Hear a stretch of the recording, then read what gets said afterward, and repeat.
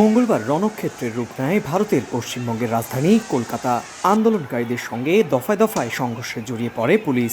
বিক্ষোভকারীদের ছত্রভঙ্গ করতে কাঁদানে গ্যাস ও জলকামান নিক্ষেপ করা হয়। আটক করা হয় অনেককে।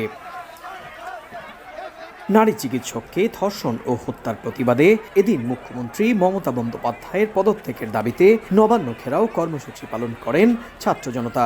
প্রতিবাদ মিছিল শান্তিপূর্ণভাবে শুরু হয় কলকাতার কলেজ স্ট্রিট থেকে। দুপুরের পর সেই মিছিল কলকাতার প্রধান কার্যালয় নবান্নের কাছাকাছি পৌঁছতেই পুলিশি ব্যারিকেডের মুখে পড়ে। 3 স্তরের পুলিশি ব্যারিকেড ছিল নজিরবিহীন। রাস্তায় বসানো হয় কন্টেনারও। মিছিলের গতিপথ নির্ণয় ও শক্তি বুঝতে আকাশ থেকেও নজরদারি ছিল ড্রোন ক্যামেরায়। বিকেলে রাজ্য বিজেপির পক্ষ থেকে ফের লালবাজার ঘেরাওয়ের ডাক দেওয়া হলে সেখানেও বাধে খণ্ডযুদ্ধ।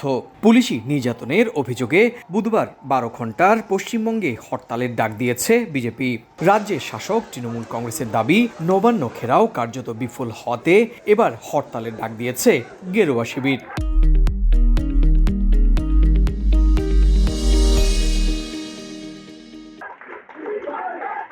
এদিকে আগামী 3 সেপ্টেম্বর রাজ্য জুড়ে বিক্ষোভ ও প্রতিবাদ কর্মসূচি ঘোষণা করেছে বাম কংগ্রেস, যদিও মঙ্গলবারের কর্মসূচিতে তাদের সমর্থন ছিল না।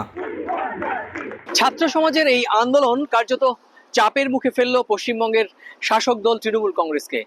যদিও অরাজনৈতিক এই আন্দোলনকে তৃণমূল কংগ্রেস বলছে রাজনৈতিক, কারণ এর পেছনে সরাসরি সমর্থন দিয়েছে বিজেপি।